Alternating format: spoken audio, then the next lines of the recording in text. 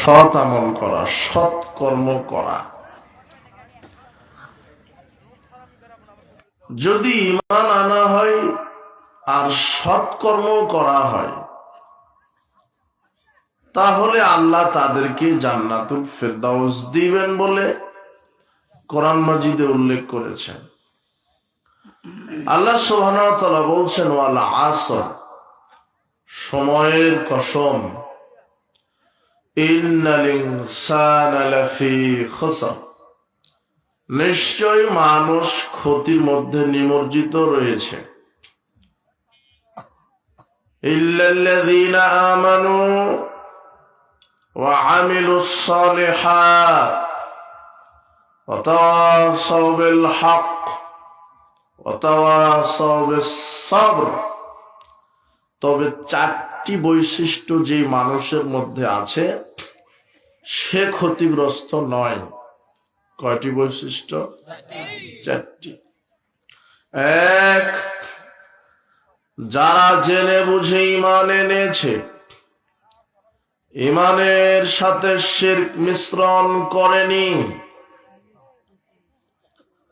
এ ব্যাপারে আল্লাহ সুবহানাহু ওয়া তাআলা অন্যত্র বলছেন, আল্লাযীনা আমানু ওয়া লাম ইয়ালবিসু ঈমানাহুম বিযুলম উলাইকা লাহুমুল আমন ওয়া হুম মুহতাদুন। যারা ঈমান এনেছে, ঈমানের সাথে শিরক মিশ্রিত করেনি, যারা ঈমান এনেছে জেনে বুঝে, ঈমানের ভিতরে শিরক মিশ্রিত করেনি, উলাইকা লাহুমুল আমন, এরা হলো নিরাপদময়, ওয়া হুম মুহতাদুন, আর তারাই হচ্ছে হেদায়েত প্রাপ্ত। তাহলে ঈমান আনতে হবে, ঈমানের সাথে শিরক মিশ্রিত করা যাবে না। কিন্তু আল্লাহ বলছেন, ওয়া মা ইউমিনু আকসারুহুম বিল্লাহ ইল্লা ওয়া হুম মুশরিকুন। অধিকাংশ মুমিন ঈমান আনার পরেও শিরক করে মুশরিক হয়ে যায়।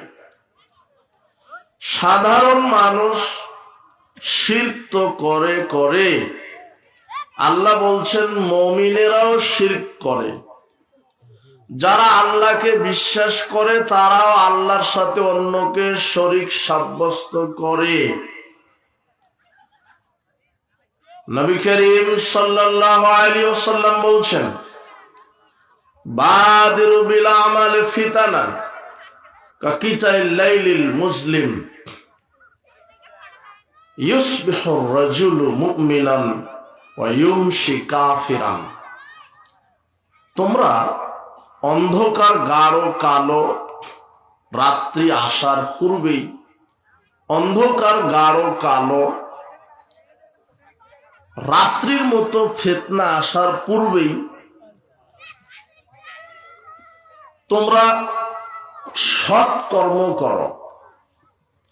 এমন একটা যুগ আসবে যে মানুষ সকালে মুমিন থাকবে, সন্ধ্যায় কাফের হয়ে যাবে।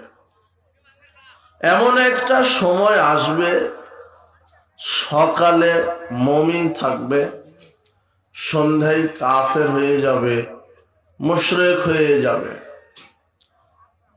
আল্লাহ সুবহানাহু ওয়া তাআলা বলছেন, ঈমান আনার পরে অধিকাংশ মুশরিক কে?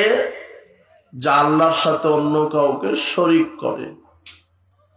সিজদা পাওয়ার মালিক কে? আল্লাহ। আপনার কুরবানি পাওয়ার মালিক কে? আপনার মানত পাওয়ার মালিক কে? আপনার দোয়া প্রার্থনা পাওয়ার মালিক কে? সন্তান দিতে পারে কে? সন্তান নাও দিতে পারে কে? একমাত্র পাপ ক্ষমাকারী কে? জান্নাত দিতে পারে কে? জাহান্নাম দিতে পারে কে?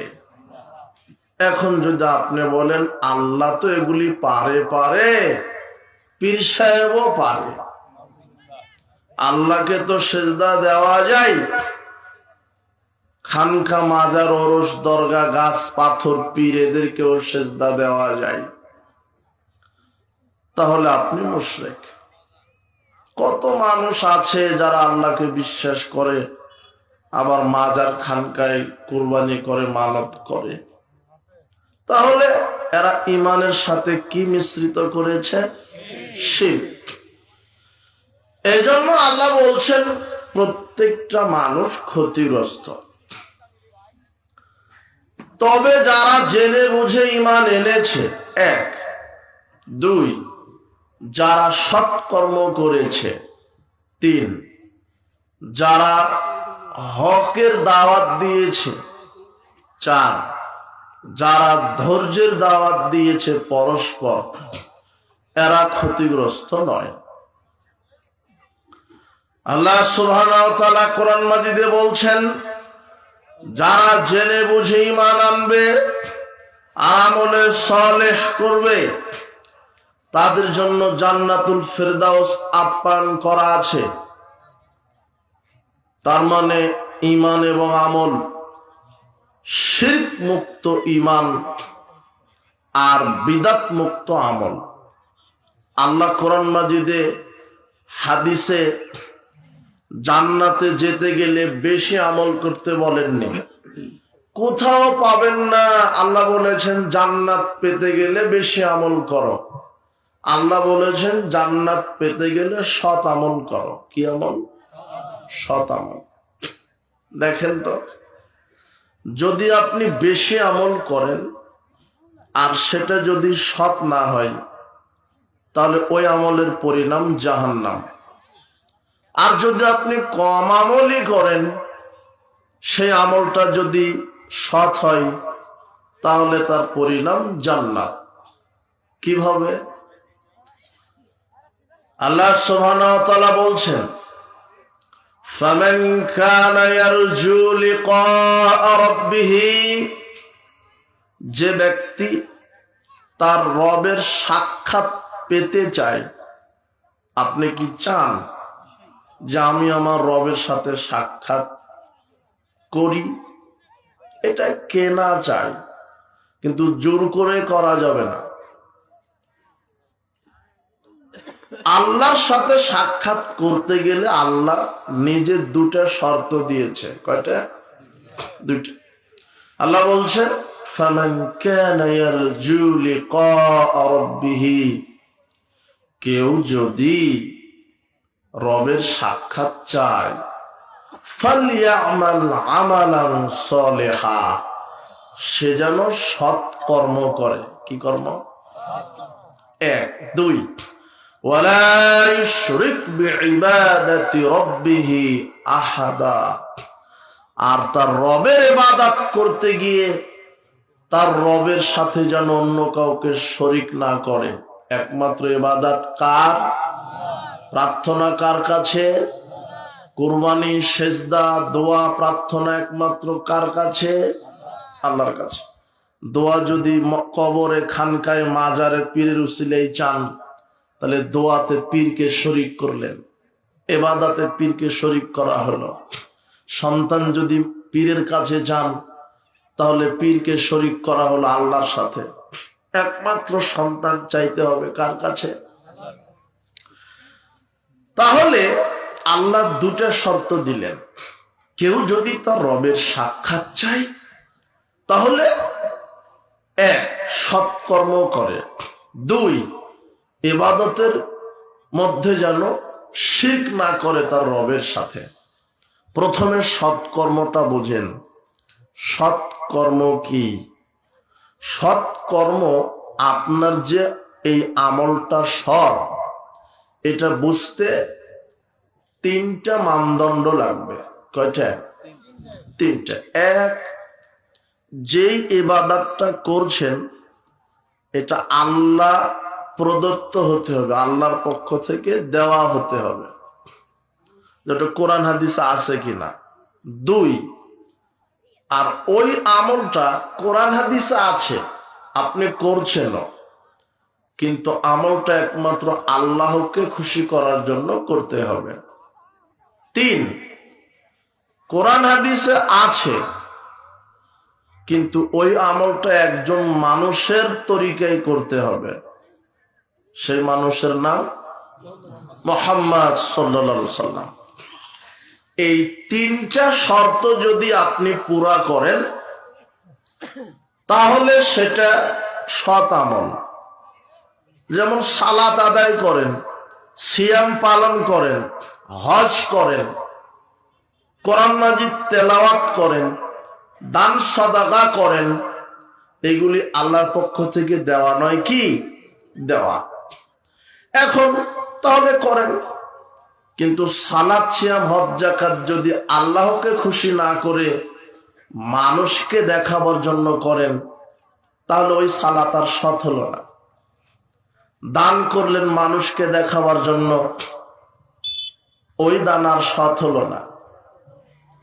কোরআন মাজিদ তেলাওয়াত করলেন, মানুষ আমাকে বড় কারি বলবে, হাফেজ বলবে, ওটা আর সৎ হলো না। ঠিক কোরআন, সালাত, সিয়াম, হজ, যাকাত, তাসবিহ, তাহলিল সব করছেন, কিন্তু নবীর তরিকায় করছেন না, তাহলে সেটা সৎ হলো না। দেখেন তো এই হাদিসটা বুঝেন কিনা। আবু হুরায়রা রাদিয়াল্লাহু আনহু বলছেন, ইন্না আওলান নাসি জালা ইয়াউমাল কিয়ামা রাজুলুন উস্তুশহিদা। আল্লাহ বিচারের মাঠে প্রথম যাকে দিয়ে জাহান্নাম উদ্বোধন করবেন সে হল শহীদ। বলেন তো কে? আমার কথা বুঝতে পারেন? প্রথমে যাকে দিয়ে জাহান্নাম উদ্বোধন করবেন তিনি কে? শহীদ। শহীদকে দিয়ে জাহান্নাম উদ্বোধন হবে, এটা আবার কেমন কথা? অথচ আরেক হাদিসে আল্লাহর নবী বলছেন, লিশাহিদিন দালাইসাতু খিসালিন, শহীদদের মর্যাদা আল্লাহর নিকটে 6টি, শহীদদের পুরস্কার আল্লাহর নিকটে 6টি। কয়টি? 1, কেউ যদি আল্লাহ রাস্তায় শহীদ হয় তার রক্তটা মাটিতে পড়ার পূর্বেই আল্লাহ সব পাপ ক্ষমা করে দেন, আর জান্নাতে থাকার জায়গা তাকে দেখিয়ে দেন দুনিয়াতে। মরার আগেই জান্নাতের ঘর দুনিয়াতে আল্লাহ দেখিয়ে দেন। কাকে? শহীদকে। এটা 1। 2, তাকে কবরের শাস্তি থেকে বাঁচিয়ে দেন, তার কবরের শাস্তি হবে না। 3, তাকে বিচারের মাঠের শাস্তি থেকে বাঁচিয়ে দেন। 4, শহীদকে আল্লাহ একটা মুকুট পরিয়ে দিবেন যা দুনিয়া এবং দুনিয়ার মাঝে যা আছে সবচেয়ে উত্তম হবে। 5, শহীদকে আল্লাহ 72 জন সুন্দরী নারীর সাথে বিবাহ দিয়ে দিবেন। 6, আল্লাহ শহীদকে বলবেন, শহীদ তোমার যারা আত্মীয় স্বজন আছে জাহান্নামে, এরকম 70 জনকে তুমি নিয়ে জান্নাতে ঢুকিয়ে দাও। বোঝেন নেও না? তো যেই শহীদ এত ক্ষমতা রাখে সে তো জান্নাতে যাবে, তার আত্মীয় স্বজনকে জান্নাতে নিয়ে যাবে, কিন্তু সেই শহীদকে দিয়ে আল্লাহ কি উদ্বোধন করবেন? একটা কারণ শুধু, বেশি কারণ নয়। কারণ কয়টা? একটা। আল্লাহ শহীদকে জিজ্ঞাসা করবে, ফামা আমিলতা ফিহা, তুমি কি আমল করেছো বলো। তখন শহীদ বলবে, রব কতালতু ফিক, আপনার জন্য লড়াই করেছি, হাত্তা উস্তুশহিদতু, অবশেষে শহীদ হয়েছি। তখন আল্লাহ বলবেন, কাযাবতা, তুমি যে আমার সামনে মিথ্যা বলছো, আমি যে মানুষের অন্তরের খবর জানি। লিউকালা ইন্নাকা জারিয়ুন, তুমি আমার রাস্তায় আমার দ্বীনের জন্য, ইসলামের জন্য লড়ে শহীদ হয়েছে কথা ঠিক, কিন্তু তোমার অন্তরের নিয়ত ছিল মানুষ তোমাকে মুক্তিযোদ্ধা বলবে, মানুষ তোমাকে শহীদ বলবে, মানুষ তোমাকে নিয়ে গর্ব করবে। আসলে তুমি আমাকে খুশি করার জন্য শহীদ হওনি। এই যে নিয়তের ত্রুটি ছিল। কিসের ত্রুটি? নিয়তে। তখন আল্লাহ ফেরেশতাকে বলবেন, সুমমেরা বিহি ফাসহিবা লাওজাতুল ফিন্নার, এই ফেরেশতারা, এই শহীদকে ধরো, দুই পাটা উপরের দিকে তোলো, আর জিহ্বা চেহারার মাধ্যমে ধাক্কাতে ধাক্কাতে তাকে জাহান্নামে ফেলে দাও। যাকে প্রথম জাহান্নামে ফেলে দেওয়া হবে সে শহীদ। বলেন তো, একটা অপরাধ, তার ইখলাস, নিয়ত ঠিক ছিল। দুই, রাজুলুন আল্লামাহুল্লাহুল কোরআন। দ্বিতীয় যেই ব্যক্তি সে হলো আলেম এবং কারি, হাফেজ। আল্লাহ ওই হাফেজ, কারি মাওলানা সাহেবকেও বলবেন, মাওলানা সাহেব ফামা আমিলতা ফিহা, তুমি কি আমল করেছ? তখন আলেম বলবে তাআল্লামতুল ইলমা ওয়া আল্লামতুহু ওয়া কারাতু ফিকাল কোরআন। আমি নিজে কোরআন শিখেছি, অপরকে শিখিয়েছি এবং কোরআন তেলাওয়াতও করেছি। তখন আল্লাহ বলবেন তুমি যে মিথ্যা বললে, তুমি আলেম হয়েছ মানুষ যাতে তোমাকে বড় আলেম বলে, তুমি বক্তব্য দিতে মানুষ যেন তোমাকে বক্তা বলে, তুমি কোরআন তেলাওয়াত করতে মানুষ যাতে তোমাকে বলে বাপরে বড় কারি সাহেব। তোমার নিয়ত ছিল এরকম, মানে মানুষের কাছে পদমর্যাদা নেওয়া, মানুষকে হাসি ঠাট্টা খেল তামাশা দেওয়ার জন্য তোমার বক্তৃতা, মানুষকে খুশি করার জন্য। আসলে আমাকে খুশি করার জন্য তুমি আলেমগিরি কারিগিরি করনি।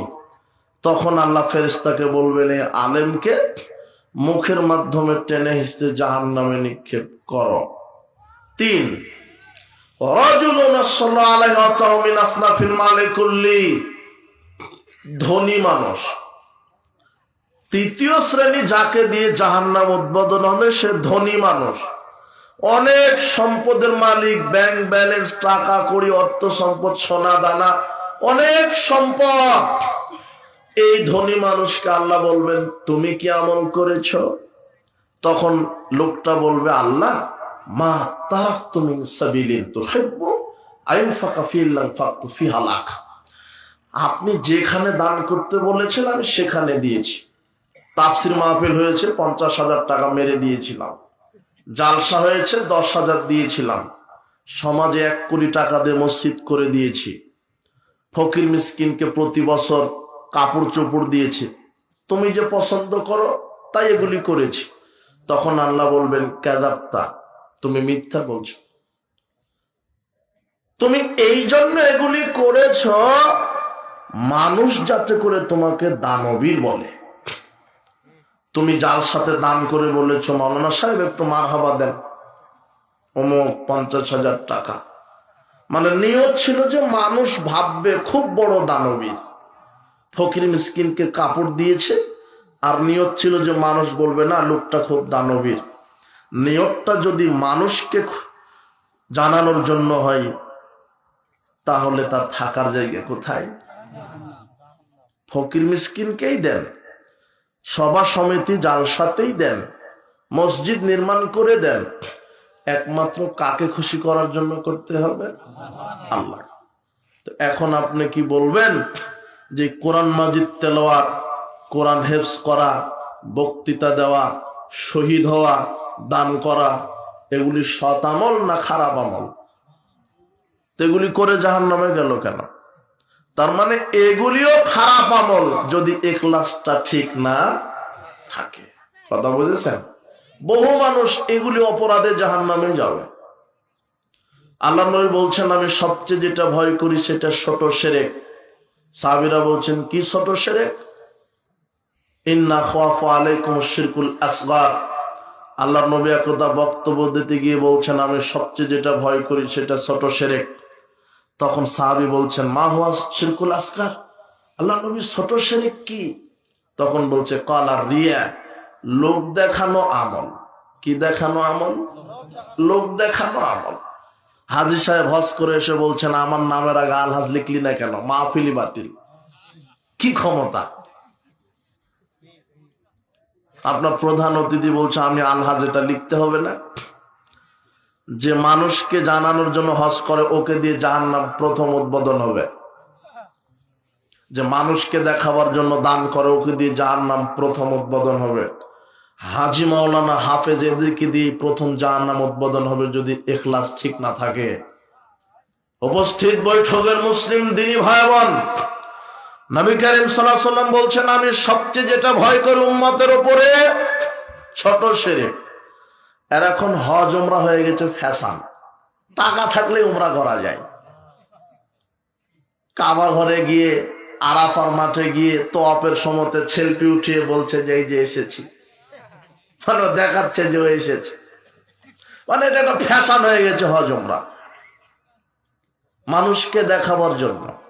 দান সাদগা ফ্যাশন, সালাত আদায় করাও ফ্যাশন, ওযু আছে না আছে প্রত্যেকটা বেদ আল্লাহু আকবার।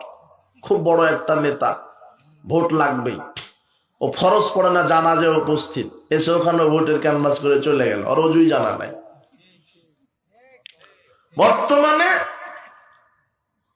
আমল যারা দুই একটা করছে এদের ইখলাস আবার খুবই কম।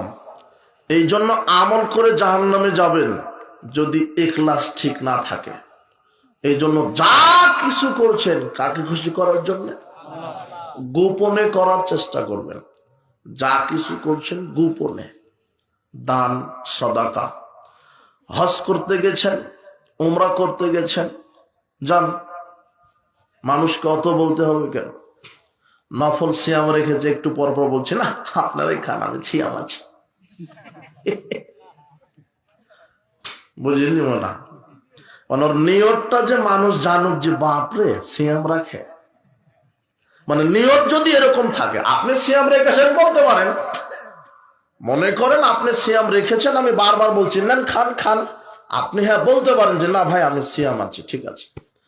কিন্তু সিয়াম রেখেছেন, আপনি বলছেন যে না কিছু খাবো না আজকে সিয়াম আছি, মানে আপনি চাচ্ছেন যে মানুষ জানুক যে আমি কি আছি। তাহলে এই সিয়াম আপনাকে জান্নাতের বদলে কোথায়? জাহান্নাম। তবে সিয়ামের কথা যখন আসলো, আপনাকে একটা আমল শিখিয়ে দিই। নবী করিম সাল্লাল্লাহু আলাইহি ওয়াসাল্লাম বলছেন, যে ব্যক্তি শীতকালে সিয়াম রাখলো সে বিনা যুদ্ধে গনিমত লাভ করলো। মানে শীতকালে 2 ঘন্টা দিন ছোট, শীতকালে সিয়াম রাখা সহজ, শীতকালে সিয়াম রাখা সহজ। তো বেশি বেশি সিয়াম রাখেন, শীতকালে বেশি বেশি সিয়াম, অন্তত প্রতি বৃহস্পতি সোমবার 2 দিন সিয়াম রাখেন। আল্লাহ নবী বলছেন, একজন মানুষের 1 সপ্তাহের সব আমল ফেরেশতারা বৃহস্পতিবার সোমবারে হাজির করে, উপস্থিত করে। তাহলে বেশি বেশি সিয়াম রাখেন। বলছিলাম সৎ আমল। তো সৎ আমল তখন হবে, আপনার আমলটা তখন সৎ যখন একটা শর্ত পুরা করবেন, একমাত্র কাকে খুশি? আল্লাহকে। শীতকালের আরেকটি আমল আছে। আবু হুরায়রা রাদিয়াল্লাহু আনহু বলছেন, রাসূল সাল্লাল্লাহু আলাইহি ওয়াসাল্লাম বললেন, এই সাহাবীগণ, আলা উনাব্বিউকুম ইয়ামহুল্লাহু বিল খাতিয়ার ফাবিদ দারাজাত, আমি কি তোমাদেরকে এই খবর দিব না, এই সন্ধান দিব না যে কোন আমল করলে আল্লাহ তোমাদের পাপ মিটিয়ে দেয় আর মর্যাদা বৃদ্ধি করে দেয়? কুলনা বালা ইয়া রাসূলুল্লাহ। তখন সাহাবীগণ বলছেন, আল্লাহর নবী বলেন। অবশ্যই বলবেন, কোন আমল করলে পাপ ক্ষমা হয়, মর্যাদা বৃদ্ধি হয়, আপনি অবশ্যই বলবেন, অবশ্যই সন্ধান দিবেন। তখন আল্লাহর নবী বলছেন, ইসবাগুল উজুই ফিল মাকারি, কষ্ট হওয়া সত্ত্বেও যারা পরিপূর্ণভাবে অজু করে। তো গরমকালে অজু করতে কষ্ট না শীতকালে? শীতকালে ফজরের সময় তো উঠে অজু করাই যায় না, মনে হচ্ছে বরফে হাত দিলাম। আল্লাহর নবী এই জন্য হাদিস বলে গেছেন যে কষ্ট হওয়া সত্ত্বেও যে পরিপূর্ণভাবে অজু করে। এক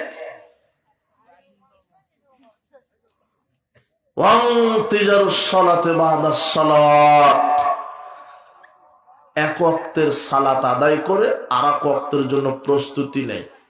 জোহর পড়ে এসে চিন্তা করে, ঘুমায় আর চিন্তা করে, খায় আর চিন্তা করে, কাজ করে আর মনে করে, আবার মনে হয় আসর হলো, যেতে হবে, অজু করতে হবে, পোশাক গায়ে দিতে হবে সুন্দর, এভাবে যারা প্রস্তুতি নেই। 3, অধিক ধাপ দিয়ে যারা মসজিদে যায়, অধিক ধাপ দিয়ে যারা মসজিদে যায়, এই তিনটা আমল যদি করে আল্লাহ তার পাপ ক্ষমা করে, মর্যাদা বৃদ্ধি করে। আর একটা হাদিস আসছে, কেউ যদি পরিপূর্ণভাবে কষ্ট হওয়া সত্ত্বেও অজু করে, অধিক ধাপ দিয়ে মসজিদে গিয়ে জামাতে সালাত আদায় করে, এক কষ্ট করে যারা অজু করে, দুই অধিক কদমে ধাপে যারা মসজিদে গিয়ে 5 ওয়াক্ত জামাতে সালাত আদায় করে, তিন যারা এক সালাতের পর আরেক সালাতের জন্য অপেক্ষা করে, কানা মিন খাতিয়াতি কাওমিন ওয়ালাদাতু উম্মুহ, আল্লাহ ওই ব্যক্তিকে ওইরকম নিষ্পাপ বানিয়ে দেন যেই দিন তার মা তাকে প্রসব করেছিল। এগুলি সৎ আমল। কি করবেন? এখানে তিনটা আমল, যেটা এক কষ্ট করে অজু করা, দুই অধিক ধাপে মসজিদে গিয়ে জামাতে সালাত আদায় করা, তিন সালাত শেষ করে মসজিদে কিছু সময় অপেক্ষা করা। এই তিনটা আমল যদি করা থাকে তা আল্লাহ তাকে মা যেদিন প্রসব করেছিল ওই দিনের মতো নিষ্পাপ বানিয়ে দিবেন।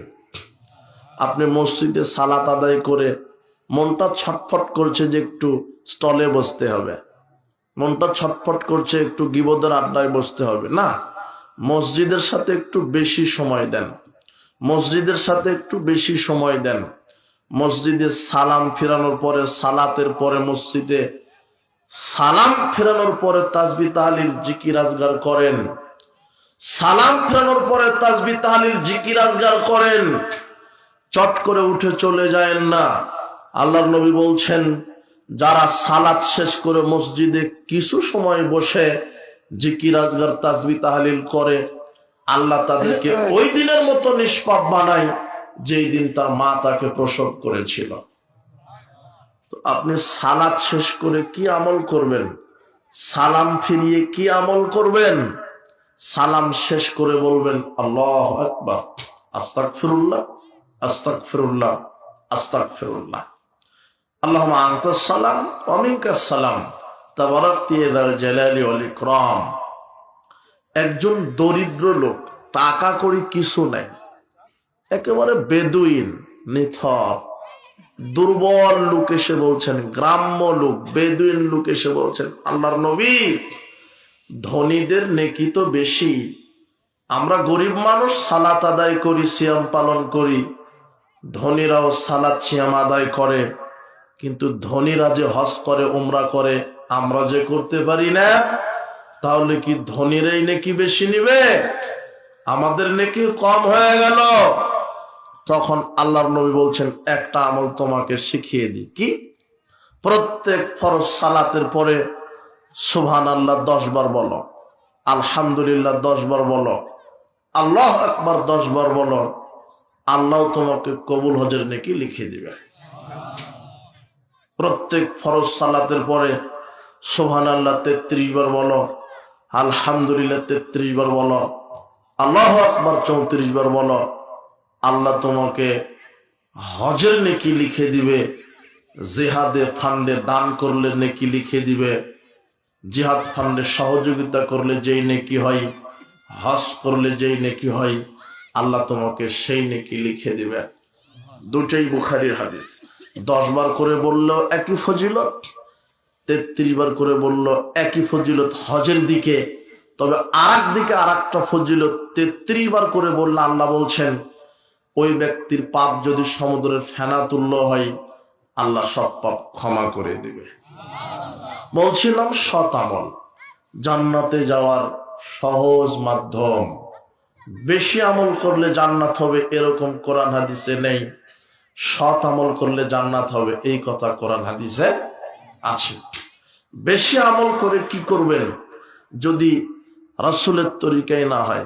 দেখেন, 3 জন ব্যক্তি যা সালাসাতু রাহাতিন ইলা বুয়ুতি আজওয়াজিন নবী সাল্লাল্লাহু আলাইহি ওয়াসাল্লাম, 3 জন পুরুষ মানুষ মুহাম্মদ সাল্লাল্লাহু আলাইহি ওয়াসাল্লামের স্ত্রীগণের নিকটে এসে বলছে যে মুহাম্মদ সাল্লাল্লাহু আলাইহি ওয়াসাল্লাম কিভাবে ইবাদত করতো বলেন তো। আমরা সেইভাবে করব। ফালাম্মা উখবিরু, যখন স্ত্রীগণ বললেন এইভাবে ইবাদত করতেন, তখন তিনজন লোক বলছে কান্নাম তাকাল্লুহা, কম মনে করলো। কার আমলকে কম মনে করলো? মুহাম্মদ সাল্লাল্লাহু আলাইহি ওয়াসাল্লাম আমলকে কম মনে করলো। ওয়াইনা নাহনু মিনান নবী সাল্লাল্লাহু আলাইহি ওয়াসাল্লাম, তিনজন ব্যক্তি বলছে আমরা কোথায় আর মুহাম্মদ সাল্লাল্লাহু আলাইহি ওয়াসাল্লাম কোথায়? কাদ গুফিরা লাহু মা তাকাদ্দামা মিন যামবিহি ওয়া মা তাআখার, তার পূর্বের পরে সব পাপ ক্ষমা হয়েছে, তাই আমাদের কম করলে চলবে না, বেশি আমল করতে হবে। একজন বলছে আম্মা ফাওয়াল্লাহি ইন্নী উসাল্লি লাইলা আবাদা, আল্লাহর কসম আমি সারা রাত সালাত আদায় করব, ঘুমাবো না। আর একজন বলছে আনা সমুদ্দর আফতের, আমি 365 দিনই সিয়াম রাখবো, সিয়াম ভাঙবো না।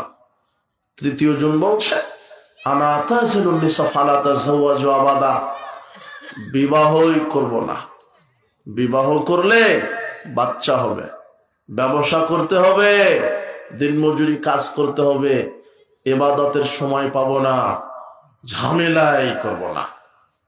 যা রাসূলুল্লাহ সাল্লাল্লাহু আলাইহি ওয়াসাল্লাম ক্বালা কুনতুম আল্লাযী কুনতুম কাযা ওয়া কাযা, আল্লাহর নবী চট করে এসে বলছেন এই আনতুমুল্লাযীনা কুনতুম কাযা ওয়া কাযা, তোমরা সেই তিনজন লোক নয় যে এই বক্তব্য দিলে?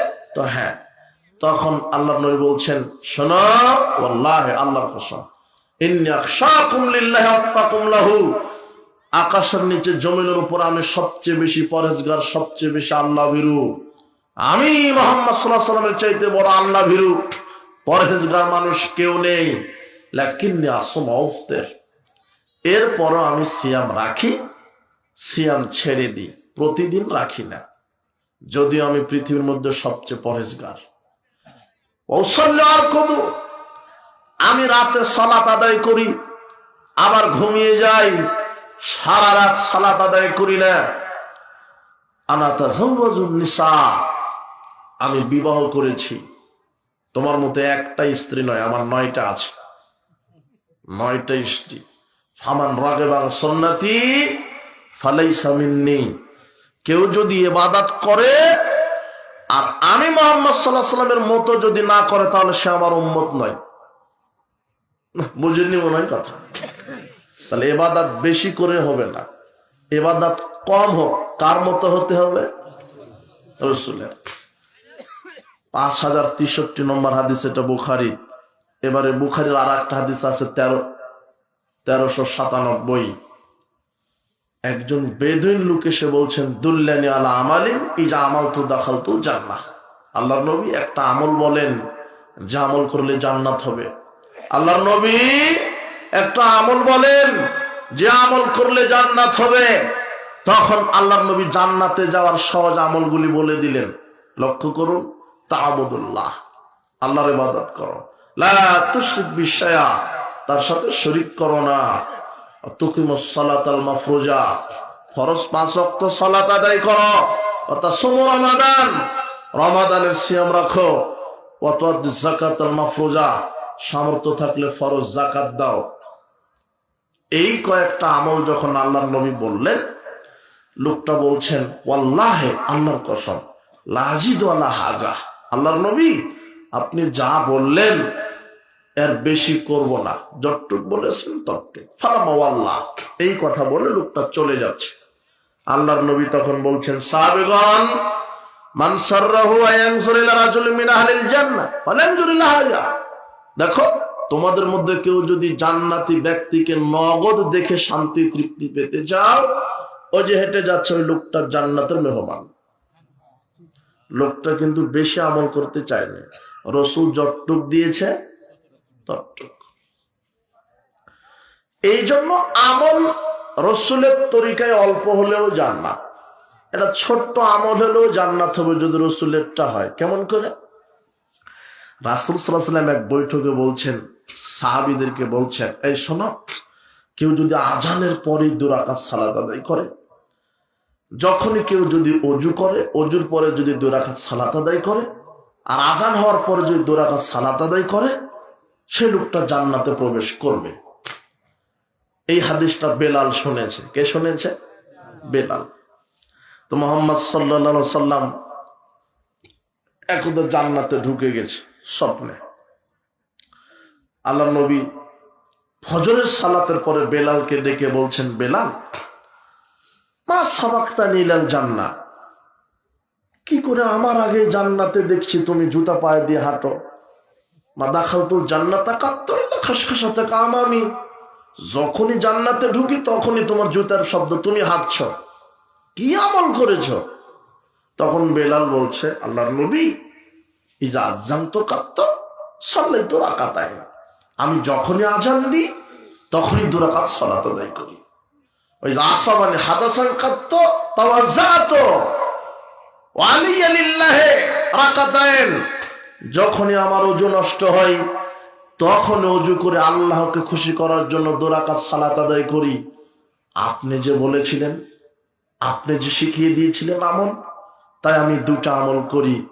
আল্লাহর নবী বলছেন, বিহিমা, হ্যাঁ, এই 2টা আমল করার কারণে তুমি আমার আগে জান্নাতে ঢুকে গেছো। যখনই ওযু করবেন তখনই 2 রাকাত নফল সালাত, কাকে খুশি করার জন্য। যখনই আজান হবে তখনই মসজিদে ঢুকেই 2 রাকাত সালাত, তারপরে বসবেন। মসজিদে ঢুকেই বসবেন না। এদেশের এক শ্রেণীর মোল্লা আছে, এদেশের এক শ্রেণীর হুজুর আছে, যারা জুমার দিনে খুতবা দেওয়ার সময়তে লাল বাতি জ্বালিয়ে রাখে। এরা হলো কোরআন হাদিসের দুশমন। লাল বাতি জ্বালিয়ে রেখেছে মানে আপনাকে সুন্নাহ পড়তে দিবে না। মনে হচ্ছে যে ইসলাম আর বাপ দাদার পৈতৃক সম্পত্তি। হুজুর কি এই হুজুর? আল খাল্লা পড়া পাগড়িওয়ালা হুজুর, আবার কমা জর্দা খায় না, নুরানি জর্দা খায়। সব নুরানি, তোমার নুরানি টুপি, নুরানি পাঞ্জাবি, নুরানি জর্দা দিতে দিতে ইবলিশ বলছে যে লাগা নুরানি জর্দা, জর্দার নামও নুরানি। তোমার এই হুজুর বায়ের পাগড়ি পড়ে গাঁজা খেয়ে খুতবা দিতে নেমেছে। জর্দা মানেই মদ। জর্দা মানে কি বলতো? আল্লাহ নবী বলছেন, মাসকারা কাসিরুফা কলিলু হারাম, যেটা বেশি খেলে পাগলামি হয় মানুষ, তার একটা কণা হারাম।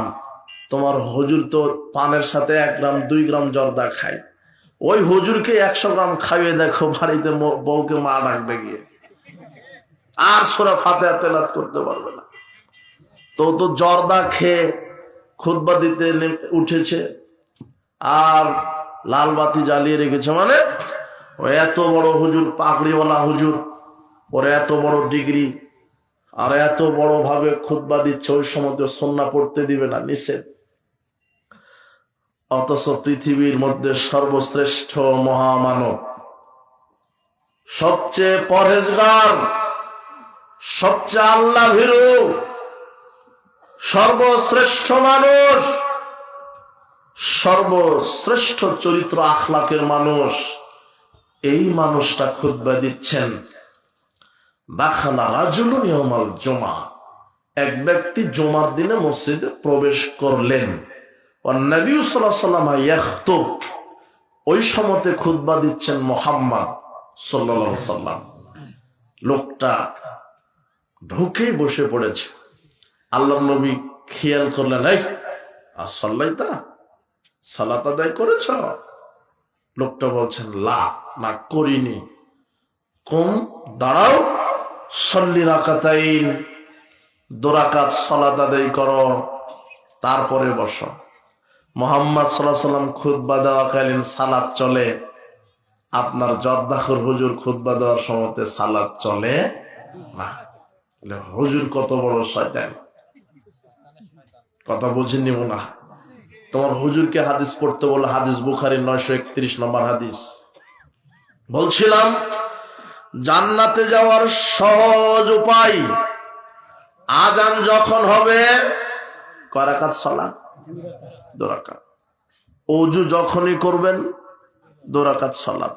জান্নাতে যাওয়ার সহজ আমল। ওযুর সাথে আবার জান্নাতে যাওয়ার আরেকটা আমল আছে। আল্লাহর নবী বলছেন, মান তাওয়াজ্জা ফাহসানাল উদুয়া, যে ব্যক্তি ওযু করলো সুন্দরভাবে ওযু করলো।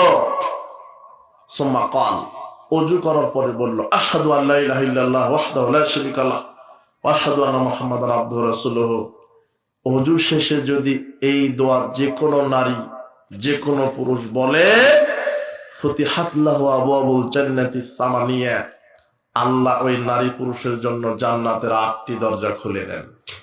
ইয়াদখুলু মিন আইহা শা, যে কোনো দরজা দিয়ে সে জান্নাতে প্রবেশ করতে পারে। উপস্থিত বৈঠকের দিনই মুসলিম বোন মা যারা এসেছেন তাদের জন্য আরেকটি হাদিস, সহজে জান্নাতে যাওয়া।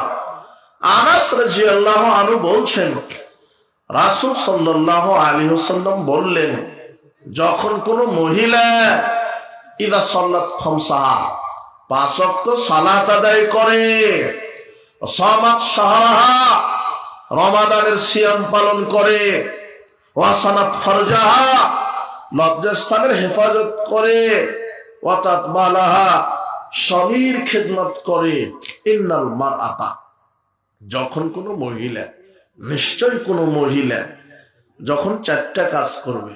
কয়টা? 4টা। 5 ওয়াক্ত ফরজ সালাত, রমাদানের ফরজ সিয়াম, লজ্জাস্থানের হেফাজত, বেপরদায় চলবে না, মাথার চুল কাউকে দেখাবে না, চেহারা স্বামী ছাড়া দেখাবে না, পেট পিট কাউকে দেখাবে না, খালাতো ভাইয়ের সাথে মোবাইলে প্রেমের গল্প করবে না, ফুফাতো ভাইয়ের সাথে গল্প করবে না, দেওরের সাথে গল্প করবে না, হাটে বাজারে বাজার করতে যাবে না। যারা লজ্জাস্থানের হেফাজত করে, পর্দায় থাকে। 4, যারা স্বামীর খেদমত করে, স্বামীর আনুগত্য করে, ফালতাদখুল মিন আইয়ুন আবওয়াবিল জান্নাতি 7, তখন ওই নারীর জন্য আল্লাহ জান্নাতের 8টি দরজা খুলে রাখেন, যে কোনো দরজা দিয়ে জান্নাত। মহিলা জান্নাতে যাওয়ার অনেক মাধ্যম তার আল্লাহর নবী সহজ কথা বলে দিয়েছেন, 4টা কাজ করো। তার একটা হলো 5 ওয়াক্ত ফরজ সালাত, একটা হলো রমাদানের সিয়াম, 3 নম্বর হলো লজ্জাস্থানের হেফাজত, 4 নম্বর স্বামীর খেদমত। স্বামীর খেদমত যদি না করো, প্রথম 2টা বাতিল হয়ে যাবে। আল্লাহ নবী বলছেন, 2 শ্রেণীর মানুষের ফরজ সালাত সিয়াম কবুল হয় না। তার এক শ্রেণী ওই নারী, যেই নারী স্বামীর অবাধ্য। বোঝেননি মনে হয়? যেই নারী স্বামীর অবাধ্য। স্ত্রী স্বামীর অনুগত থাকবে, এটাই তো স্বাভাবিক, কিন্তু অধিকাংশ পরিবার স্বামীকেই আনুগত্য করতে হয়। কার? স্ত্রী। কেন বলতো? এই যুবক, মানে এই যুবক শোনো, তোমার বউ তোমার কথা শুনে না কেন? হয়তোবা অনেক একরখা মেজাজি অহংকারী মহিলা আছে, পিতামাতার প্রতিপত্তি সম্পদ বেশি, তাই স্বামীকে এই জন্য মূল্যায়ন করতে চায় না, স্বামীকে সময় দেয় না, স্বামীর খেদমত করে না। মা বোন, আপনাকে বলছি, জান্নাতে যাওয়ার মাধ্যম স্বামীকে মেনে নেওয়া। আপনার দুর্বলতা আছে। দুর্বলতা কি? আপনি আপনার স্ত্রী, আপনার শ্বশুর আর আপনার শাশুড়ি, 3 জনের কাছে আপনি হলেন গরু ছাগল। কেন গরু ছাগল বললাম? গরু ছাগল টাকা দিয়ে কিনা হয় হাটে, আর আপনাকে কিনেছে যৌতুক দিয়ে। একটা গরুর দাম 2 লক্ষ টাকা, আর আপনার দাম 2 লক্ষ টাকা। 2 লক্ষ টাকা দিয়ে আপনাকে কিনে নিয়েছে ওরা 3 জন। ওই 3 জনের কাছে আপনি গরু ছাগল। ওরা আপনার আনুগত্য করবে না, অট্টাই করা লাগবে। আবার এখন নাকি বিবাহের দিনেই শুনি ওই শাশুড়ি একটা ওই যে গরুর গলাছি হাতে পরিয়ে দেয়, মানে আংটি পরিয়ে দেয়, স্বর্ণের বাজে হোক। আর পুরুষের জন্য স্বর্ণ হারাম, ওটা আংটি দিল না তো, ওটা গরুর গলাছি পরিয়ে দিল। প্রথম দিনেই তুমি শাশুড়ির গোলাম হয়ে গেছো। শাশুড়ি যা বলবে তাই। যৌতুক নিয়ে বিবাহ করবো না, আজকে তওবা করো। তোমার বাপকে হেদায়েত দিক, তোমাকে হেদায়েত দিক। শ্বশুরকে তুমি দিবা, বিবাহের দিনে বউকেও মোহর দিবা, শ্বশুরকেও মোটরসাইকেল কিনে দিবা, দিয়া বলবা যে আব্বা 20 বছর পালন করলেন, প্রতিপালন করলেন, মেয়েকে আজকে আমার হাতে উঠিয়ে দিলেন, আপনাকেই দিলাম, এর নাম পুরুষ। আর তোমার বাপ আর তুমি হা করে আছো, ডিগ্রি যত বড় তোমার বাপের হাত তত বড়। তোমরা দুই বাপ বেটা ভিক্ষা করো। তুমি কেন শ্বশুরের কাছ থেকে মোটরসাইকেল নিলে? তাহলে তুমি বিশ্বাস করো, যখনই মোটরসাইকেল নেবে তখন তুমি তাদের কাছে গরু ছাগল। তুমি লিখে রাখো কথা, ওই স্ত্রী তোমার আর আনুগত্য করবে না। সাবধান।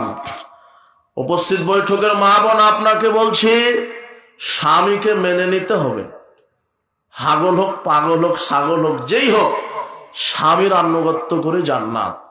এক মহিলা এসে বলছেন, আল্লাহর নবী, আমি আপনার কাছে একটা প্রয়োজনে এসেছি।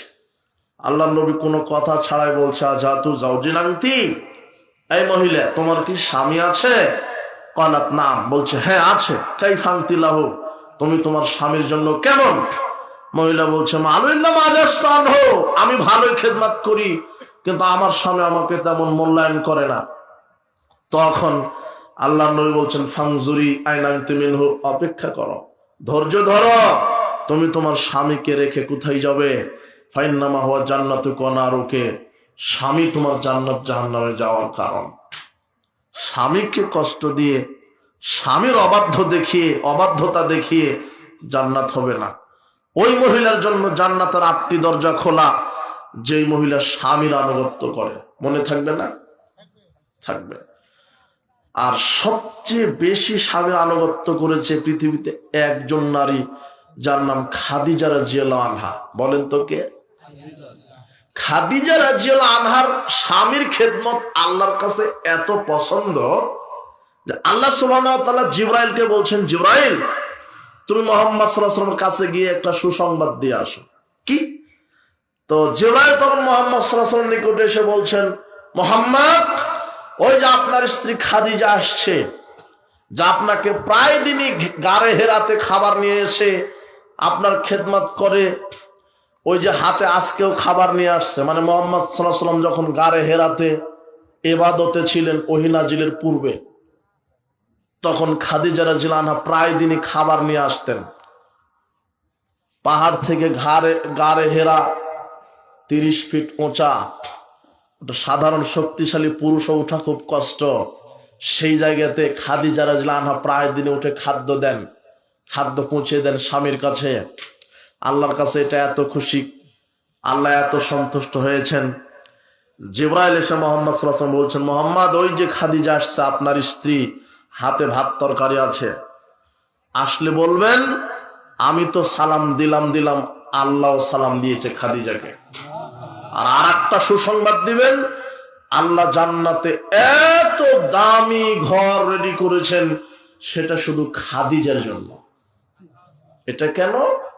এটাও আপনার খেদমত করে।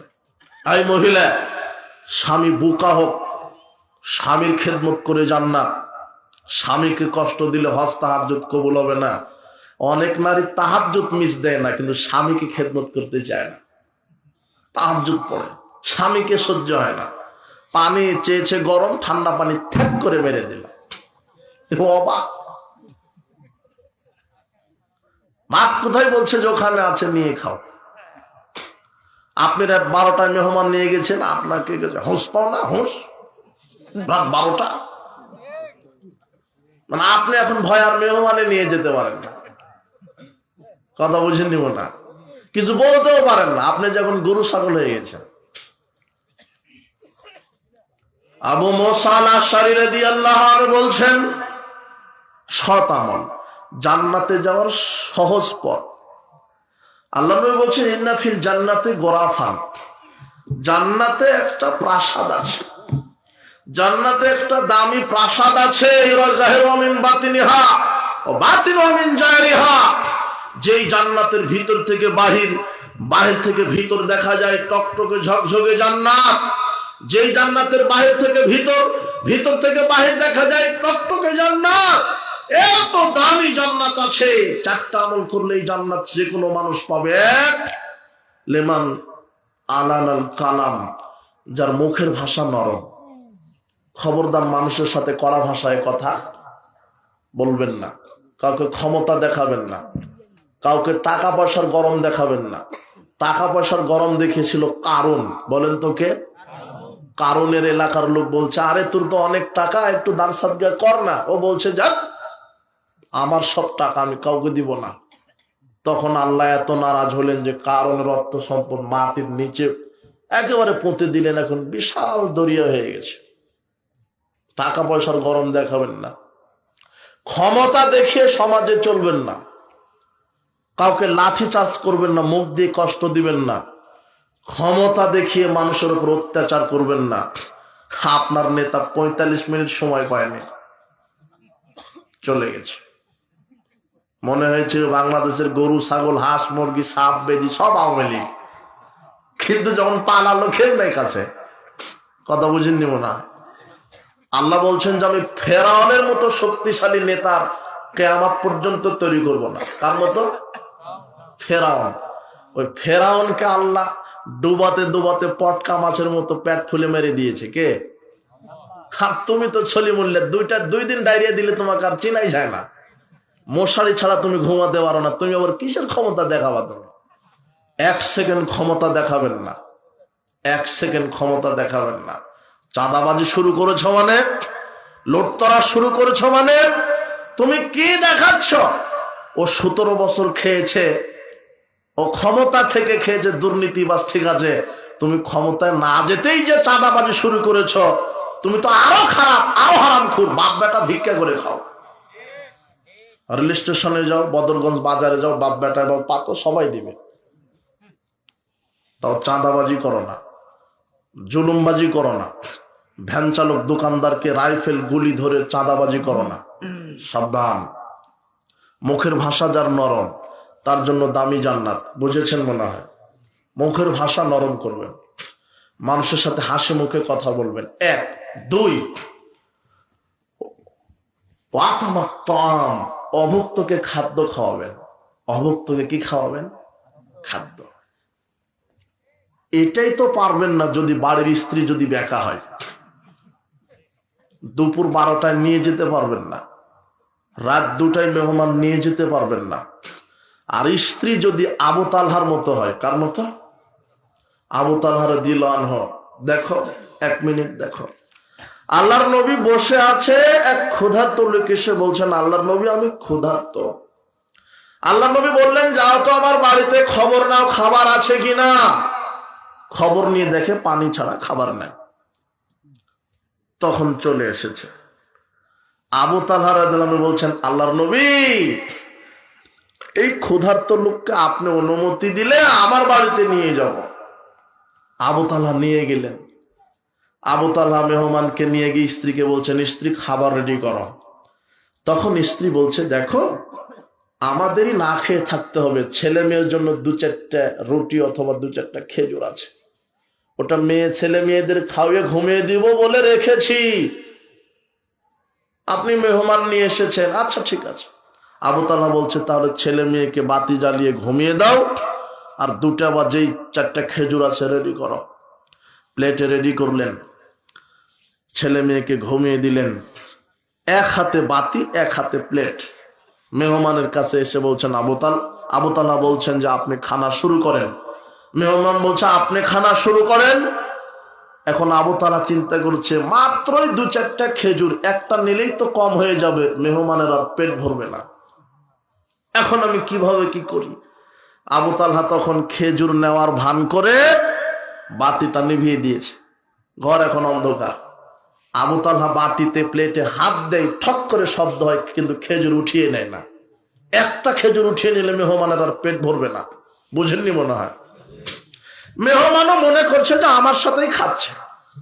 এইভাবে যখন অভিনয় করে আবু তালহা খেজুর রেডি করে দিয়েছে তার স্ত্রী। এই যুবক বলো তো কে? তার স্ত্রী, ভালো স্ত্রী।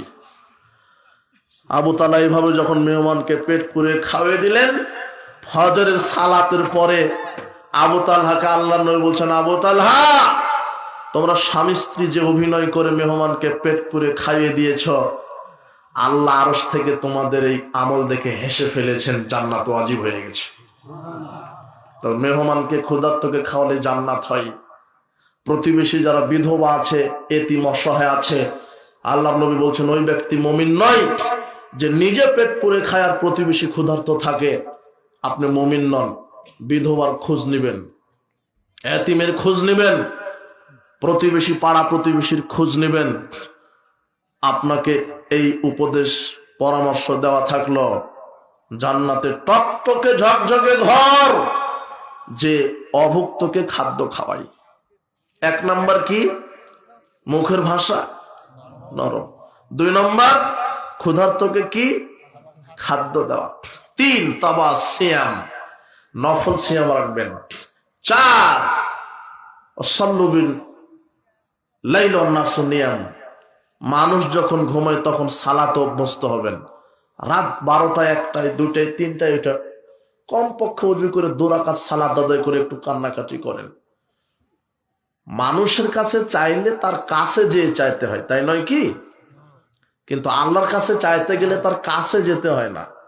আল্লাহ বলেন যে আমি অর্ধরাত্রে, শেষ রাত্রে তোমাকে কিছু দিব বলে আমি সপ্তম আকাশ থেকে প্রথম আসমানে আমি নিজে নেমে আসি, শুধু তোমাকে দিব বলে।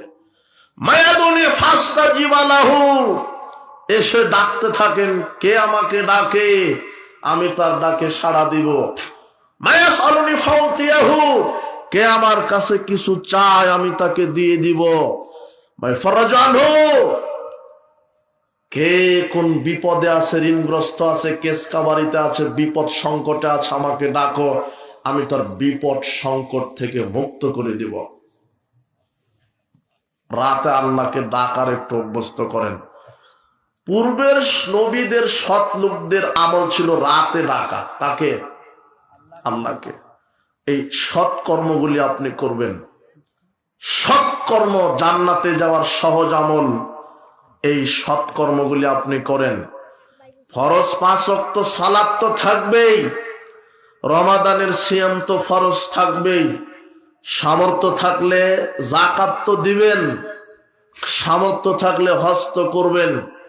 এছাড়া তাসবিহ তাহলিল, নফল সালাত, অভুক্তকে খাদ্য খাওয়ানো, মানুষের পাশে দাঁড়ানো, অজুর পরে দোয়া, অজুর পরে 2 রাকাত সালাত, আযানের পরে 2 রাকাত সালাত, মুখের ভাষা নরম, অভুক্তকে খাদ্য খাওয়ানো, নিয়মিত নফল সিয়াম রাখা, নিয়মিত রাতে তাহাজ্জুদ পড়া, তাহলে সহজেই জান্নাত হবে ইনশাআল্লাহ।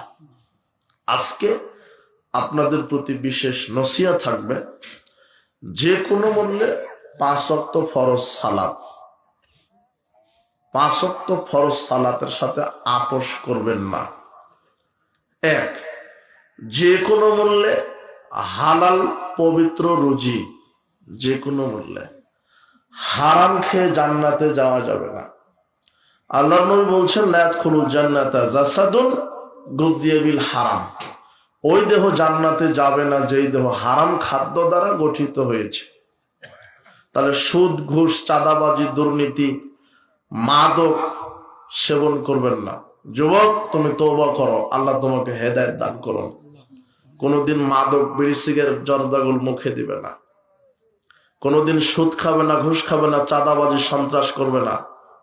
আজকে যুবক আছো, 2 দিন পরে আল্লাহ বাঁচিয়ে রাখলে বড় হয়ে যাবে, চামড়া ঘুষ পড়ে যাবে, শক্তি নিথর হয়ে যাবে। দুনিয়াতে তুমি মানুষকে সময় দিচ্ছ না, দাম্ভিক তাবিদার সেজেছ, মরে দেখো কবরে তোমাকে পোকা সময় দিবে না, পোকা তোমাকে খেয়ে ফেলবে। তুমি দাম্ভিকতা দেখিও না, তুমি আল্লাহর বিধানে চলো। একজন মানুষের আদর্শ নিজের জীবনে বাস্তবায়ন করবে, যার নাম মুহাম্মদ সাল্লাল্লাহু আলাইহি সাল্লাম। দাড়িটা আজকে থেকে ছেড়ে দাও, প্যান্টটা টাকনোর উপরে উঠাও, বিড়ি, সিগারেট, জর্দাগুল যা হারাম আছে সব ফেলে দাও, তুমি সালাত আদায়কারীদের সাথে অন্তর্ভুক্ত হও। আল্লাহ বলছেন ভালো মানুষদের কাতারভুক্ত হও, সৎ ব্যক্তি ছাড়া কাউকে বন্ধু নির্বাচন করো না। উপদেশ দেওয়া থাকলো তোমাকে, যারা খারাপ, বেনামাজি, মদখোর, গাঁজাখোর, এদের সাথে বন্ধু করবা না। এরাই তোমাদের দুনিয়াতে শত্রু হবে, পরকালেও শত্রু হবে। তুমি মনে রেখো, দুনিয়াতেই শত্রু। 2 জনেই গাঁজা খাচ্ছিলে, তর্ক হতে হতে ও তোমাকে মেরে দিবে। দুইজনে জুয়া খেলছিলে, তর্ক হতে হতে ও তোমাকে মেরে দিবে। কিন্তু দুইজনে একসাথে সালাত আদায় করো, মসজিদে যাও, একসাথে রমাদানের সিয়াম পালন করো, একসাথে কোরআন হাদিস শুনতে আসো, ভালো বন্ধুর সাথে সম্পর্ক করো। বিচারের মাঠে তোমার কোনো পাপের জন্য যদিও জাহান্নাম ঘোষণা হয়, তাহলে তোমার এই মুমিন বন্ধু আল্লাহকে বলে দিবা, আল্লাহ একসাথে 5 ওয়াক্ত সালাত আদায় করেছি, একসাথে রমাদানের সিয়াম রেখেছি, একসাথে দুনিয়াতে ভালো ভালো কাজ করেছি, ও জাহান্নামে আমি জান্নাতে থাকবো, আল্লাহ তুমি আমার সুপারিশ কবুল করো, আমার বন্ধুকে জান্নাত দাও।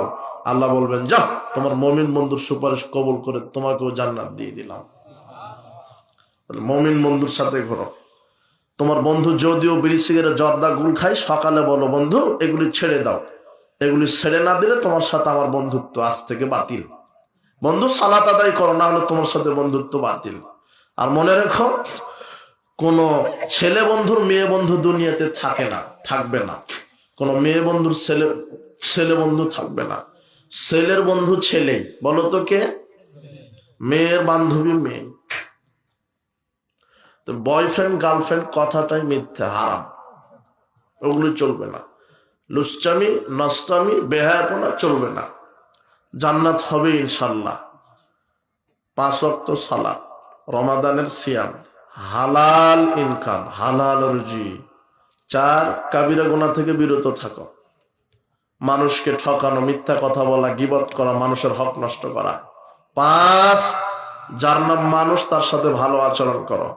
6 কোরআনটা শিখে নাও, নিয়মিত কোরআন তেলাওয়াত করো, জান্নাত হবে ইনশাআল্লাহ। বলেন ইনশাআল্লাহ। বারাকাল্লাহু ফিকুম, জাযাকুমুল্লাহ খায়র। আমি ব্যক্তিগতভাবে খুবই অসুস্থ, তো সংক্ষেপে আপনাকে সৎ আমল, অনেক সৎ আমল আছে। বেশি বেশি তাসবিহ তাহলিল করবেন ডান হাতের আঙুলে। কোন হাতের আঙুলে? আল্লাহ নবী বলছেন ডান হাতের আঙুলে তাসবিহ পাঠ করো। তাহলে আল্লাহ কিয়ামতে আঙুলকে জিজ্ঞাসা করবেন, এই আঙুল তোমাকে দিয়ে কি করেছে ব্যক্তি? তখন আঙুল বলবে, আল্লাহ আমাকে দিয়ে তাসবিহ তেলাওয়াত করেছে। তখন আল্লাহ আঙুলের সুপারিশ কবুল করে তোমাকে জান্নাত দিবে। আঙুলে তাসবিহ, তসবিহ দানাতে নয়, মনে থাকবে না?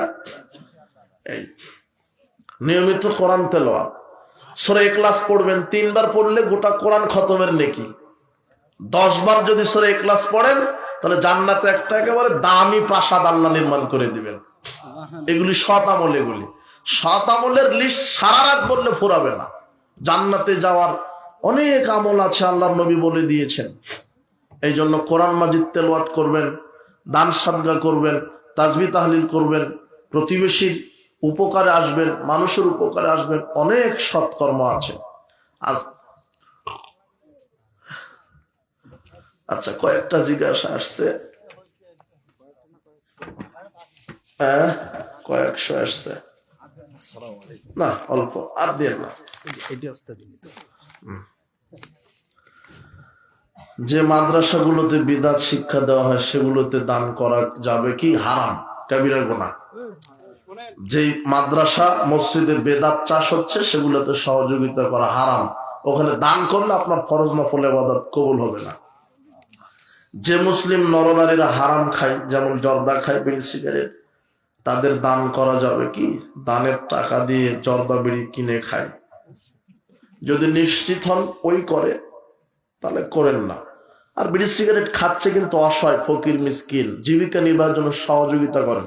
ও কি খায় এটা দেখার দরকার নাই। সে যদি একেবারেই চলতে না পারে, আপনি দানের নেকি পাবেন। কিন্তু নিশ্চিত যদি হন ভালো মানুষ, কাজ করে খেতে পারে, তারপরও দান টাকা নিয়ে হারাম খায়, তাহলে ওকে সহযোগিতা করেন না। এছাড়াও যদি একেবারে অসহায় হয়, দরিদ্র হয়, তাহলে ওকে টাকা দান করেন। ও হারাম খাক, ওর পাপের দায় আপনি, আর আপনি দান করলে আপনি নেকি পাবেন ইনশাল্লাহ। মুখে ক্লিন শেভ, দাড়ি কাটা, দাড়ি চাচা, দাড়ি খাটো করা যাবে কি? সবই হারাম, সবই কাবিরা গুনাহ। দাড়ি ছেড়ে দিতে হবে। ওয়াকফিরুল লিহা, আল্লাহ নবী বলেছেন দাড়ি ছেড়ে দাও। ছাটা কাটা চাচা সবই হারাম, কাবিরা গুনাহ। নাভির নিচে হাত বেঁধে কাতার ফাঁক করে নামাজ আদায় করা যাবে কি? দলিল দিন। নাভির নিচে হাত বাঁধার অনেক হাদিস আসছে, যারা হাদিস নিয়ে আসছে তারা বলছে দুর্বল। আর বুকের উপরে হাত বাঁধার যেগুলি হাদিস ওগুলি সহি। তো বুকের উপর হাত বাঁধবেন, আর কাতার ফাঁক করে দাঁড়াতে হবে, সালাত আদায় করতে হবে, এরকম হাদিস পৃথিবীতেই নেই। কাতারে পায়ে পা মিলিয়ে দাঁড়াতে হবে। আমাদের মসজিদে এখনো সম্মিলিত মোনাজাত হয় না। সম্মিলিত মোনাজাত এখন হবে কেন? সম্মিলিত মোনাজাত বিদআত। রাসূল সাল্লাল্লাহু আলাইহি ওয়াসাল্লাম সাহাবায়ে কেরাম ফরজ সালাতের পরে, সভা সমিতির পরে, জালসার পরে, বিবাহ বৈঠকের পরে, জানাজা দাফনের পরে সবাইকে নিয়ে সম্মিলিত মোনাজাত করেননি। কাজেই যেটা রাসূল সাল্লাল্লাহু আলাইহি ওয়াসাল্লাম করেননি সেটা বিদআত। একাকী মোনাজাত একাকী করেন, তাহাজ্জুদ সালাত শেষে হাত তুলেন, বাপের কবরে গিয়ে একাকী হাত তুলেন, হাত তুলে দোয়া করলে আল্লাহ সেই হাত খালি হাতে ফেরত দিতে লজ্জা পান। আল্লাহ দিবেই দিবে, কিন্তু সবাইকে মিলে করবেন না। কেন? রাসূল সাল্লাল্লাহু আলাইহি ওয়াসাল্লাম সাহাবারা করেননি। ইসলাম ওরা ভালো বুঝে না আপনি? হ্যাঁ, আপনার হুজুরের কাছে ইসলাম নাজিল হয়েছে, পালিয়ে বিবাহ করে একটি বাচ্চা হয়েছে। এখন করণীয় কি? করণীয় মেয়ের বাপকে আবার রাজি করে নতুন করে বিবাহ পড়াতে হবে। এখন ওদের জেনা হচ্ছে, ছেলে অবৈধ হয়েছে, বিবাহ হয়নি। যে কোনো মূল্যে মেয়ের বাপকে রাজি করান। মেয়ের বাপ যদি মারা গিয়ে থাকে, তার ভাই, তার অভিভাবক, কাজ ঠিক হয় না।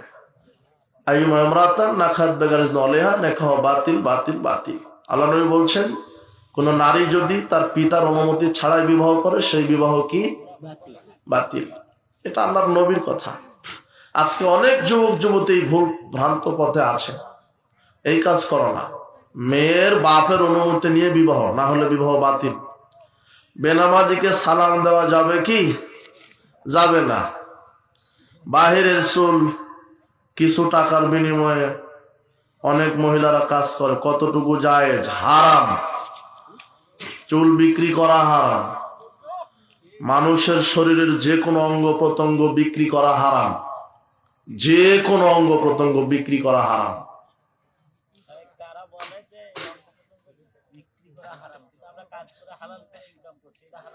যেটা হারাম তার ব্যবসাও হারাম, তার সহযোগিতা করাও হারাম।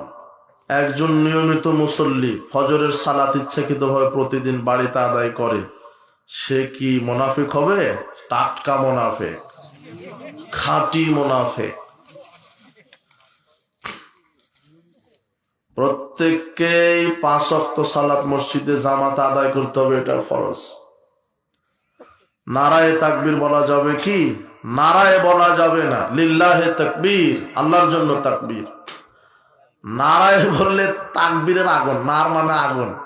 তবে নারাই, নুন আইন র, এই নার মানে ধ্বনি, তাকবীর ধ্বনি। নুন আইন র, নার, নারাই তাকবীর মানে তাকবীর ধ্বনি। কিন্তু ওটা বলা যাবে না। আর ওই আইনের তো উচ্চারণ করে না, বলে নারাই তাকবীর, তাকবীরের আগুন। নার মানে কি? আর বলতে হবে লিল্লাহে তাকবীর। মোজা পরে টাকনুর নিচে জামা ঝুলিয়ে পরা যাবে কি? এটা নব্য শয়তানি। এটা মোজা পরেন, মোজা খালি থাকুক, প্যান্ট পাজামা লুঙ্গি টাকনুর উপরে, ছেলের ক্ষেত্রে। হ্যাঁ, আর মেয়ের ক্ষেত্রে মোজা পড়ুক না পড়ুক, মেয়ে অভিভাবক, আপনার স্ত্রী, আপনার মেয়ে, আপনার যুবক, তোমার বোন এমন বোরখা পড়বে যে রাস্তা দিয়ে যাবে, সেই রাস্তার যেন ময়লা পরিষ্কার হয়ে যায়। কথা বুঝেছো কি? কি ঢঙ্গের বোরখা পড়েছো যে সব পাশা সব দেখা যায়? নষ্টামি নাকি?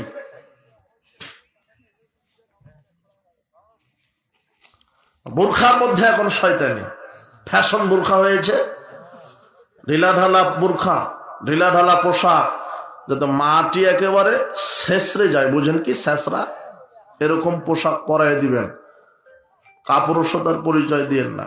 বেনামাজি বেদাতি মুসল্লিদের সাথে সব সময় খারাপ আচরণ করা যাবে কি? সব সময় কেন, কোনো সময় খারাপ আচরণ করা যাবে না।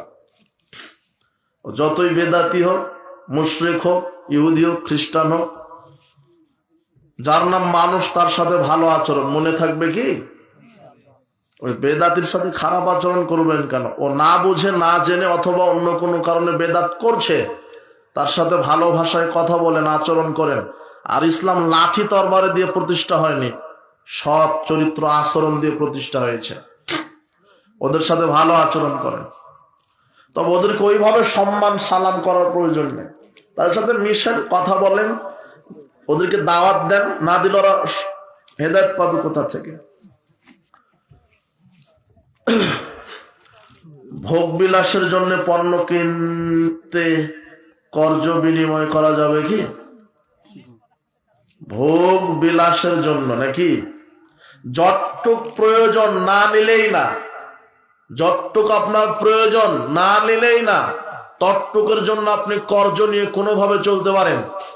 কিন্তু ভোগ বিলাসের জন্য কর্জ নেওয়া ইসলামের দৃষ্টিকটু, ঠিক হবে না। ওই উবাই ইবনে কাব এক যুদ্ধ থেকে অনেক গনিমত এসেছে, সবাইকে আল্লাহ রাসূল 100টা করে ওট দিলেন। উবাই ইবনে কাব, তার টাকা পয়সা বেশি ছিল, সে গনিমতের আরো ওটগুলি কিনে নিতে চাচ্ছেন। আল্লাহ নবী বলছেন, তোমার 100টায় পেট ভরেনি, যতটুক লাগে ততটুক। আপনি কর্জ নিয়ে আরো ভোগ বিলাস করবেন, কর্জ সেই নিবে যে অভাবগ্রস্ত, ঋণগ্রস্ত। কথা বুঝেন নিব না, কর্জ তার জন্য। আপনি একদম ভালো মানুষকে কর্জ দিলেন, তাহলে যে একেবারে অসহায় সে তো কর্জ থেকে মাহরুম হয়ে গেল। কথা বুঝেন নিব না। এজন্য কর্জ যে পাওয়ার হক যোগ্য তাকে কর্জ দেন, যতটুক না নিলেই না। কিস্তিতে টাকা তুলে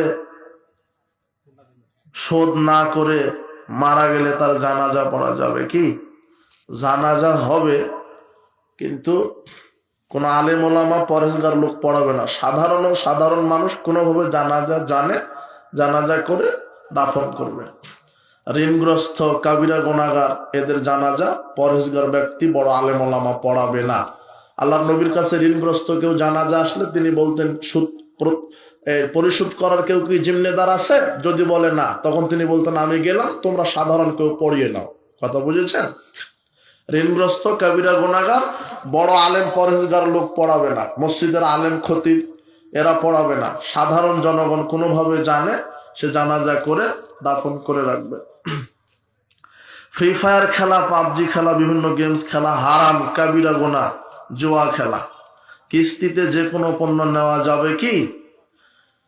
কিস্তিতে যদি সুদ না থাকে তাহলে নিবেন, কিন্তু নগদে এক বাকিতে আর এক, এই ব্যবসা হারাম। ফ্রিজ নগদে কিনছেন 50,000, বাকিতে নিলে ওটা 60,000, ওটা হারাম। কিস্তি অনেক পর্যায়ে আছে। আপনি একেবারে ক্রেতা বিক্রেতা দুজনেই বলছেন যে এটা 60,000 টাকা পণ্যের দাম, আমাকে 6 মাসে দিতে হবে, 1 টাকা সুদ দিতে হবে না, মাসে মাসে 10,000 করে দিবেন, এটা তো সমস্যা নেই। জুমার দিনে 2 আজান দেওয়া যাবে কি? জুমার দিনে 2 আজান দেওয়া যাবে। ওসমান রাদিয়াল্লাহু আনহু যেই কারণে যেই জায়গায় দিয়েছেন, ওই কারণ ওই জায়গায় দিবেন। কিন্তু ওসমান রাদিয়াল্লাহু আনহু তিনি জুমার দিনে মসজিদে 2 আজান দেননি। মসজিদে 2 আজান দেওয়া বিদআত। বোঝা যায়নি? ওসমানের দলিল যে আপনি দেন, ওসমান নিজেও তো মসজিদে 2 আজান দেননি। দিয়েছেন নাকি? ওই হাদিসটা থাকলে আমাকে একটু দিয়েন। ওসমান রাদিয়াল্লাহু জাওরা নামক বাজারে দিয়েছে প্রথম আজান। কেন? ওই সময় ঘড়ি ছিল না, মাইক ছিল না, ওখানে ব্যস্ততা ছিল, লোকজন কেনা বেচায়, তাই প্রথমে ওনার ওটা ইস্তেহার, তাও একটা মসজিদের জন্য। ছেলে ও মেয়ের মায়ের বুকের দুধ খাওয়ার বিধান কি? ছেলে ও মেয়ের কি বিধান? মায়ের দুধ খাবে ছেলে মেয়ে উভয়। যে মা দুধ দেয় না সে মায়ের কবরের শাস্তি হবে। হ্যাঁ,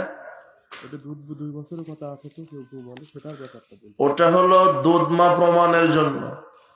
যতদিন খাবে ততদিন খাওয়াবেন। সুবহানাল্লাহ। অনেক প্রশ্ন যে ভাই 20 রাকাত তারাবি পড়লে গোনা হবে কি?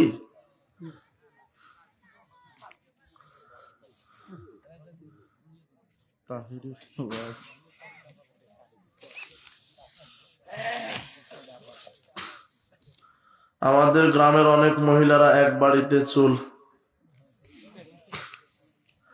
ওসমান হাদি কি শহীদ?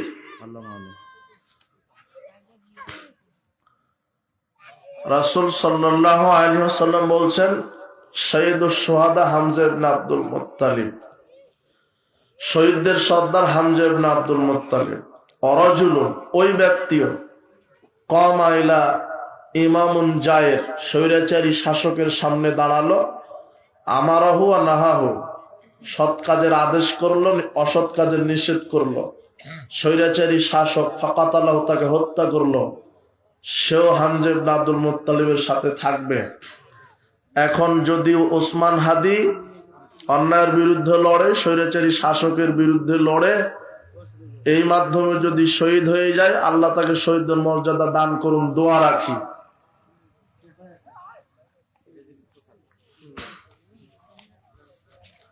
আমরা এতটুকুন বলতে পারি, তাকে শহীদদের মর্যাদা আল্লাহ দান করুন, শহীদ হিসেবে কবুল করুন। অন্তর আমরা জানি না, আল্লাহ জানেন তিনি শহীদ কিনা, এটা আল্লাহ জানেন। ব্যাংক থেকে টাকা লোন নিয়ে ব্যবসা করা হারাম। মহিলাদের কাজা রোজার আগে শাওয়ালের 6টি রোজা রাখা যাবে কিনা? হ্যাঁ, শাওয়ালের 6টি রোজা রেখে তারপরে কাজা। 20 রাকাত তারাবি পড়লে কি কবুল হবে না? রমাদান মাসে স্ত্রী সহবাসের নিয়ম কি? 20 রাকাত তারাবি পড়লে কবুল হবে কি হবে না এটা নয়, মুহাম্মদ সাল্লাল্লাহু আলাইহি ওয়াসাল্লাম কিভাবে পড়েছেন রমাদানে, তুমি ওভাবে পড়ো, তুমি উল্টা প্রশ্ন করো না। রমাদানে স্ত্রী সহবাসের নিয়ম কি? নিয়ম কি? শুভে সাদিকের আগ পর্যন্ত স্ত্রী মিলন করে শুভে সাদিকের আগে গোসল দিলেই হলো। সাহারি খাওয়ার পরে আর স্ত্রী মিলন করা যাবে না, এটা মিথ্যা। সাহারি খান, এরপরে শুভে সাদিক এখনো হয়নি, তাহলে শুভে সাদিকের আগে আপনি স্ত্রী মিলন করেন, শুভে সাদিকের আগে গোসল দিয়ে নেন, তাহলে সমস্যা নেই। রোজা অবস্থায় থুতু বা লালা গিলে ফেলা যাবে কি? ভিতরে যেটা আছে গিলেন, সমস্যা কি? বাইরেরটা গিলেন না। রমাদানে দোয়া কবুলের সময় কখন? 1 সেকেন্ড, 1 বেলা 2 বেলা নয়, টোটাল রমাদানের 24 ঘন্টা সব সময় দোয়া কবুলের জন্য আলাদা দরজা আল্লাহ খুলে রেখেছেন, সব সময় কবুল হয়। পিল খেয়ে মাসিক বন্ধ করে রোজা রাখলে পাপ হবে কি? না, হবে না, এটা একটা সিস্টেম রাখেন। রোজা রেখে মেয়ে বান্ধবীর সাথে কথা বলা যাবে কি? তুমি তো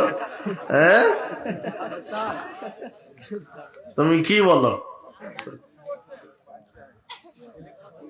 রমাদানে মা বোনদের স্পেশাল কোনো আমল আছে কিনা? নারী পুরুষের একই আমল মা বোনদের। তারাবি না পড়লে কি রোজা কবুল হবে? হবে। কাজা রোজার সাথে কাজা তারাবি পড়, তারাবি কাজা পড়া লাগবে না, শুধু সিয়াম কাজা করতে হবে। যে কটা রোজা অবস্থায় থুতু না লাগিলা, হ্যাঁ